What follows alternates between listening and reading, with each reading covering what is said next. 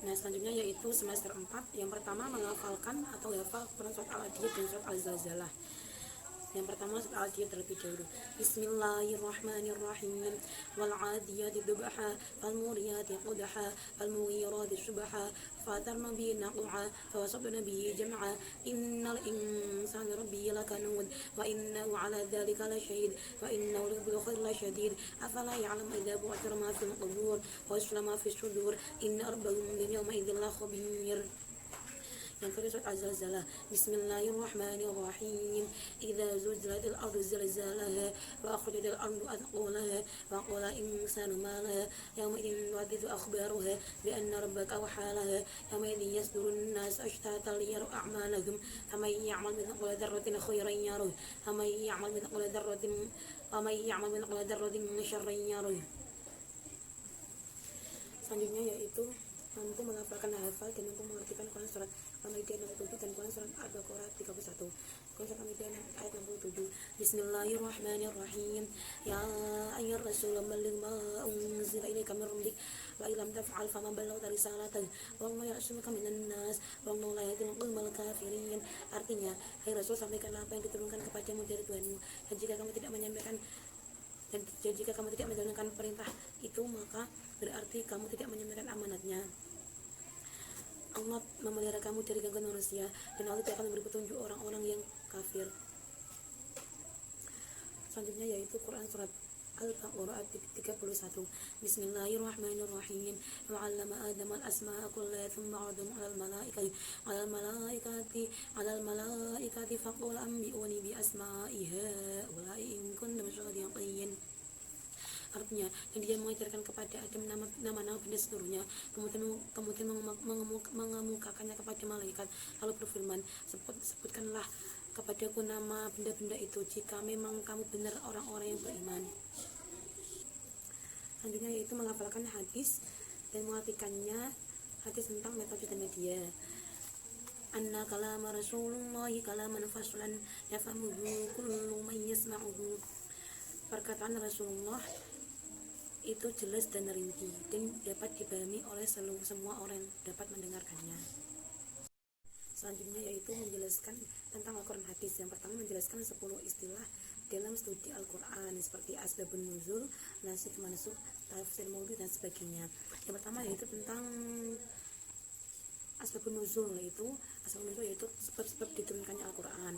Kemudian yang kedua ada nasikh dan mansukh. Nasikh sendiri yaitu ayat-ayat yang menghapus, sedangkan mansukh ayat-ayat yang dihapus. Kemudian ada tafsir maudhu'i, yaitu suatu tafsir yang berusaha mencari jalan keluar dari masalah-masalah yang timbul seputar Al-Quran. Biasanya tafsir maudhu'i ini berdasarkan tema yang ada dalam Al-Quran. Contoh, ada tema wanita, ada tema tentang harta warisan. Nah, selanjutnya tarikh an-nuzul, yaitu tentang sejarah turunnya Al-Quran. Kemudian ada tahammul, cara-cara tentang penyampaian cara-cara tentang penyebaran riwayat. Kemudian ada muqaddam itu ayat-ayat yang didahulukan. Kemudian ada mufassal itu artinya makna yang diperinci. Kemudian ada mujmal itu makna yang global. Kemudian ada muakhar, ayat yang diakhirkan. Kemudian ada tasbih itu artinya penyerupaan. Kemudian tentang 10 istilah dalam studi hadis. Yang pertama yaitu ada jarah wa ta'dil, yaitu ilmu yang menerangkan tentang catatan yang dihadapkan kepada para perawi dan tentang takdilannya juga. Yang kedua ada rijalul hadis.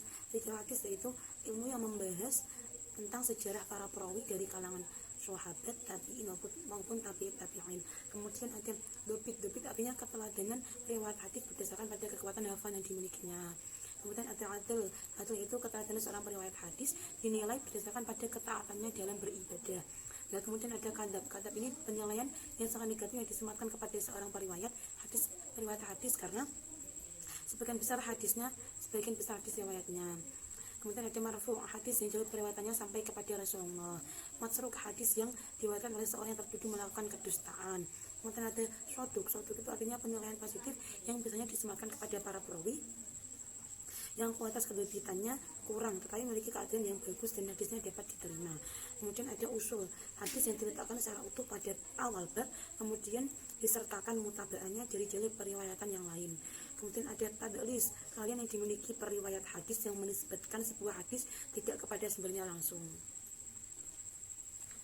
Selanjutnya yaitu tentang aspek akidah akhlak. Yang pertama menjelaskan aspek akidah. Yang pertama tentang konsep tauhid dalam Islam, syarat dan implikasinya dalam kehidupan sehari-hari. Tauhid yaitu mengesahkan Allah, artinya kita percaya bahwa Tuhan yang disembah hanya satu, yaitu Allah Subhanahu wa taala. Kita harus yakin bahwa ketika kita melakukan apapun pasti akan dilihat oleh Allah. Dan kita harus percaya bahwa tidak ada yang wajib disembah kecuali Allah Subhanahu wa taala. Kemudian syirik. Syirik artinya itu menyekutukan Allah atau menganggap bahwa ada Tuhan yang lain selain Allah. Contohnya yaitu menyembah berhala, menyembah pohon dan lain sebagainya. Kemudian ilmu kalam. Ilmu kalam itu ilmu yang mempelajari tentang wujud Allah, tentang sifat wajib Allah, tentang sifat mustahil Allah, sifat wajib para rasul, dan sifat mustahil para rasul. Nah, kemudian fungsi mempelajari ilmu kalam yaitu yang pertama untuk memperkuat dasar pengetahuan tentang Islam. Yang kemudian kedua agar kita tidak mudah melenceng dari agama Islam. Yang ketiga dapat menerapkan amalan Islam secara konsisten. Nah, kemudian ilmu kalam dan ilmu yang lainnya. Ilmu kalam dan ilmu filsafat yaitu ilmu ketuhanan atau keagamaan. Kemudian hubungan ilmu kalam dan ilmu tasawuf yaitu memberi wawasan spiritual dan pemahaman kalam. Kemudian hubungan ilmu kalam dan ilmu Al-Quran karena sumber agama adalah Al-Quran. Kemudian ilmu kalam dan ilmu usuluddin yaitu sama-sama mempelajari tentang ketaatan kepada Allah Subhanahu wa taala. Nah, aliran dalam ilmu kalam ada banyak, ada Khawarij, Murji'ah, Qadariyah, Jabariyah, kemudian ada Mu'tazilah, ada Syiah, dan yang terakhir ada Ahlussunnah wal Jamaah. Selanjutnya yaitu yang kedua menjelaskan aspek adab mengikuti adab beribadah. Yang pertama adab sholat. Nah, ketika kita mendengar adzan langsung wudu kemudian sholat. Nah, ketika kita sholat kita harus memakai pakaian yang suci, yang bersih, yang wangi kalau bisa.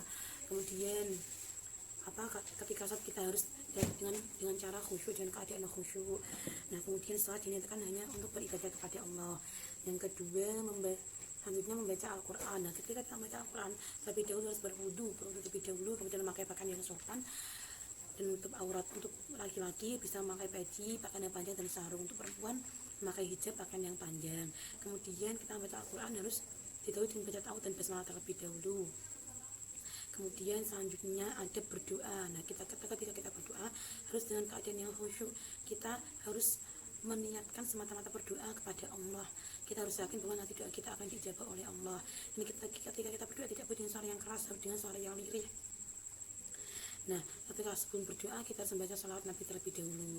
Nah, kemudian adab kepada orang tua dan guru. Ketika berbicara dengan guru dan orang tua harus bicara dengan yang sopan, mematuhi perintah mereka, tidak melanggar apa yang diperintahkan kepada, tidak melanggar perintah mereka, kemudian membantu mereka ketika mereka kesusahan, kemudian tidak durhaka kepada kedua orang tua dan guru, tidak berbicara kasar kepada mereka apalagi bentak-bentak. Kemudian adab kepada saudara, teman dan tetangga. Nah, ketika ada saudara, teman atau tetangga yang sakit kita harus menjenguk, ketika mereka kesusahan kita harus membantu. Kemudian ketika kita punya makanan kita harus berbagi kepada mereka. Nah, kemudian adab kepada lingkungan, baik binatang dan tumbuhan. Kepada binatang kita harus memberi makan, ketika kita memelihara binatang kita harus memberi makan dan minum kepada mereka, merawatnya. Ketika sakit diperiksakan kepada dokter hewan. Kemudian kepada tumbuhan harus mampu menyiraminya, memberi pupuk, tidak sembarangan menebang pohon sembarangan. Ketika adab di tempat umum dan di jalan, ketika kita di jalan dan di tempat umum tidak boleh cuapaan, tidak boleh berbicara yang keras-keras, kita harus sopan dan santun. Kemudian tidak boleh mengganggu orang lain yang berada di jalan. Selanjutnya yaitu menjelaskan hikmah kisah teladan meliputi Nabi Sulaiman dan umatnya. Nabi Sulaiman itu Nabi yang sangat kaya raya. Jadi yang dapat belajar dari Nabi Sulaiman yaitu kita tidak boleh sombong dan tetap rendah hati walaupun kita mendapatkan banyak kekayaan. Nah, yang kedua hikmah dari kisah Ashabul Kahfi. Nah, ketika ada sesuatu yang ada kezaliman di sekitar kita, kita harus mau menjauhi kezaliman tersebut, jangan malah mendukung kezaliman tersebut. Kemudian tidak terjadi penekangan di antara saudara atau sama teman. Nah, kemudian harus bisa saling menjaga rahasia atau informasi yang dititipkan kepada kita. Kemudian hikmah dari Nabi Yunus.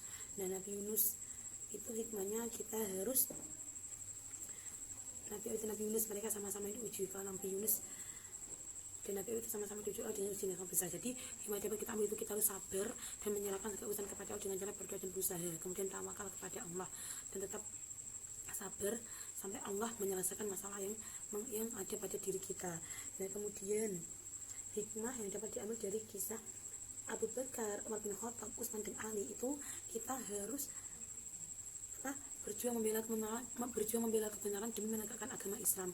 Kemudian jujur, pemberani dan baik hati dan juga dermawan. Selanjutnya yaitu tentang hukum zakat dan haji. Zakat sendiri yaitu mengeluarkan sebagian harta untuk diberikan kepada orang yang tidak mampu dengan syarat dan ketentuan tertentu. Zakat hukumnya fardu ain bagi yang mampu. Hajinya itu mengunjungi Baitullah dengan tujuan melakukan amalan tertentu dengan niat karena Allah, dengan niat ibadah karena Allah Ta'ala. Hukum haji yaitu fardu ain bagi yang mampu. Nah, kemudian hikmah dan cara pengelolaan kurban dan akikah. Cara pengelolaan kurban sendiri itu sepertiga untuk orang yang berkurban, sepertiga disediakan kepada yang tidak mampu, dan sepertiga untuk kenalannya atau kerabat. Nah, membagikan daging kurban itu harus dalam keadaan pas masih mentah. Kemudian hikmah berkurban itu yang pertama mendekatkan diri kepada Allah, yang kedua kita bisa membantu orang yang kekurangan atau yang tidak mampu, dan sebagai bentuk rasa syukur kita terhadap Allah atas nikmat yang diberikan kepada kita. Kemudian akikah sendiri itu cara pengelolaannya itu ketika diberikan kepada orang lain itu dalam keadaan sudah masak atau sudah diolah, tidak beda dengan kurban. Nah, kemudian hikmah akikah rasa syukur sebagai bentuk rasa syukur kita atas kelahiran seorang bayi. Nah, maka dilaksanakan akikah. Selanjutnya yaitu ketentuan hukum Islam tentang pengurusan jenazah. Nah, ketika ada orang meninggal maka sebagai orang Islam harus segera ikut mengurusinya. Nah, yang pertama dimandikan terlebih dahulu sambil disucikan, kemudian dikafani, kemudian disolati, kemudian baru dimakamkan. Selanjutnya yaitu SKI Syariat Budaya Islam. Yang pertama mengidentifikasi pemerintahan Islam pada masa 4 pemerintahan, yaitu menjelaskan tentang proses berdirinya dan sistem pemerintahannya. Yang pertama yaitu pemerintahan Umar bin Abdul Aziz. Kepemimpinannya tergolong singkat 2 tahun sampai 3 tahun, tetapi kontribusinya sungguh sangat luar biasa dalam menyiarkan agama Islam di dunia serta membangun peradaban Islam semakin maju. Lanjut ya, tadi ada gangguan. Kemudian Harun ar-Rasyid, beliau membangun masjid, kemudian bidang kesehatan, bidang militer, bidang administrasi atau Abbasiyah. Nah, kemudian Salahuddin al-Ayyubi, beliau mengajukan madhab Syiah, membangun madrasah, membentuk keamanan, serta membangun rumah sakit. Kemudian menjelaskan perkembangan kebudayaan dan tokoh-tokohnya. Yang pertama ada bidang ilmu matematika yang dipelopori oleh Al-Khawarizmi, yaitu meriliskan bidang ilmu hadis, adanya ilmu hadis Al-Bukhari, Muslim, Abu Dawud, dan bidang ilmu tafsir ada Abu Jarir at-Tabari.